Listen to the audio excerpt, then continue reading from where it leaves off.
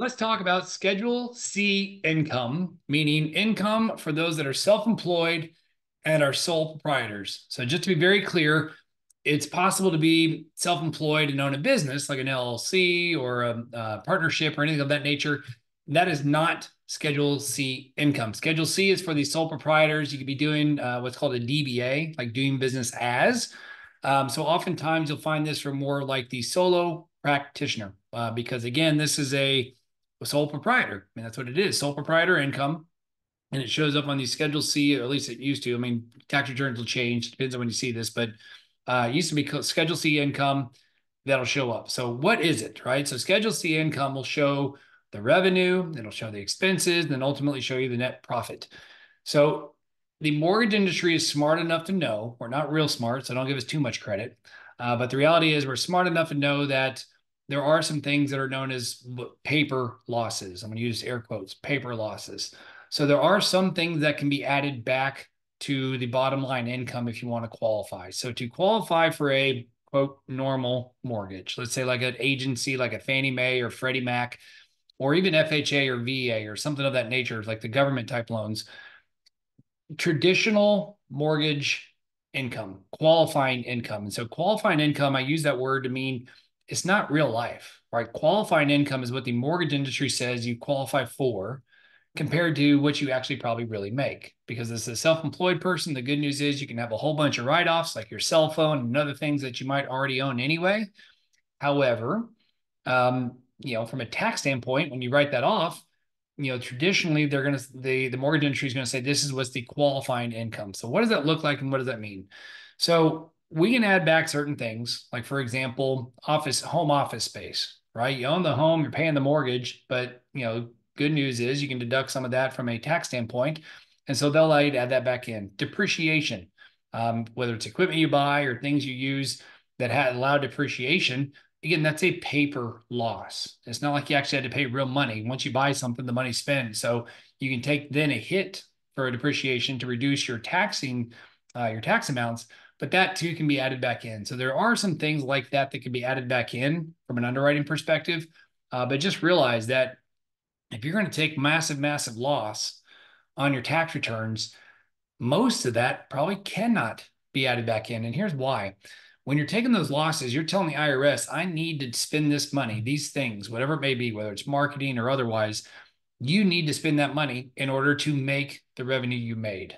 Otherwise, as a smart business person, you wouldn't spend the money. So what they're saying is in order to make, X dollars on the bottom line, you had to spend this money to generate that income. So that's the part to where if you're going to be someone that takes a ton of losses on that, to where now your qualifying income may not get the house or the mortgage or the loan you want, then there are other program alternatives. You can look at bank statement programs where we say, okay, just show us whether it's 12 or 24 months of your bank statements, show us the money coming in the door. Those programs don't need the tax returns.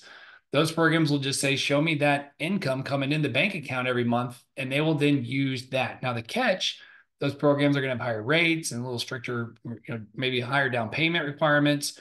So there is that trade-off, but you won't have to pay a whole bunch of taxes because, again, you get to get aggressive on your tax returns when you do that.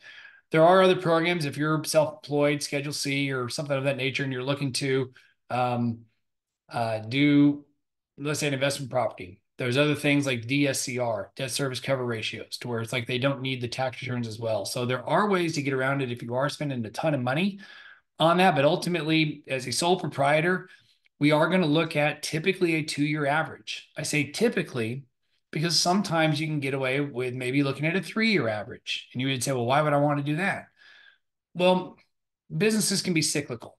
The mortgage industry is a great example, right? Rates go down to 3% during COVID. Income spikes, goes way up because we're closing a whole bunch of mortgages. Subsequently, 2-3 years later, rates are at 8%, income drops. So it's hard to say what's normal. So if you look at a 2-year average and there's a very big drop off or disparity, whether it's a drop off or a big increase, what an underwriter is trying to determine is what's normal, right? So whether it's a really bad year or a really good year, you can say, hey, look, and I've even done 4 or 5 years of tax returns. Not that they're going to use that whole thing, but it just establishes the trend to say, look, here's where maybe last year or the year before last was a really bad year, but here's what's normal. Or maybe it's an explanation of, hey, in that really bad year, it's because they had to buy all new equipment, but that's a once in 12-year time thing based on the type of equipment. Like it was a dry cleaners where they just, I don't know, whatever equipment goes in the back room, but it's about a 12-year shelf life. So it really wasn't hitting the income. It just hit the tax returns, if that makes sense. So we were able to exclude something like that. If there's too big of a jump, again, you can say, man, I'm crushing it this year. I want to use more of this year. You just got to show why, right? You got to show that this isn't just a flash in the pan, but it could be that, hey, I started my business 2.5 years ago and we're just now rolling. Here's the customer contracts. These are 3-year contracts. They're going to, continue all those things. So it can help certainly to tell the story, help an underwriter understand, because all we see is just what's on the paper on the tax returns. So again, we can add back certain things like I said, depreciation, depletion, things like that.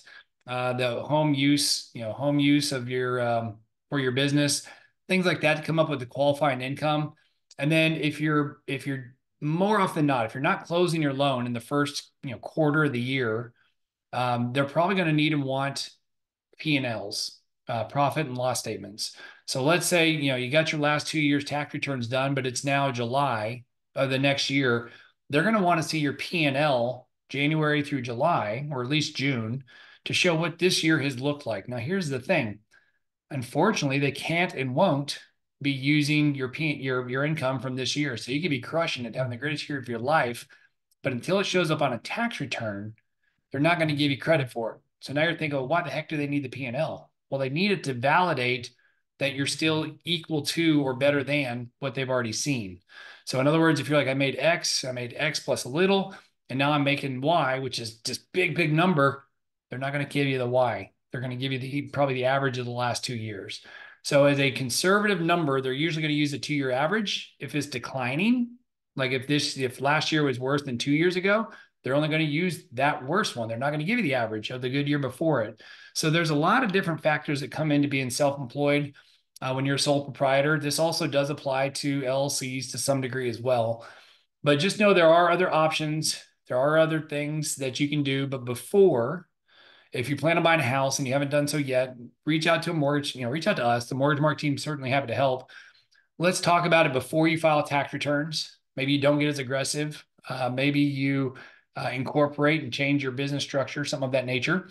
But certainly do not do that without at least consulting with us if you think you're buying a home in the near future. In the near future, I mean 12 to 24 months, because there is that look back. So I know it's a lot, but hopefully at least gives you a little understanding to say, look, if you're going to take a lot of tax write-offs, just know the mortgage industry under the normal, air quotes, normal mortgages like Fannie Mae, Freddie Mac, FHA, VA, USDA, you're not like, if you're taking those expense write-offs, that's good for you from a tax standpoint. It may not be so good from a qualifying income standpoint. So there are options and alternatives, but reach out to us. We'll be happy to answer your questions. And as always, when you think mortgage, think Mark.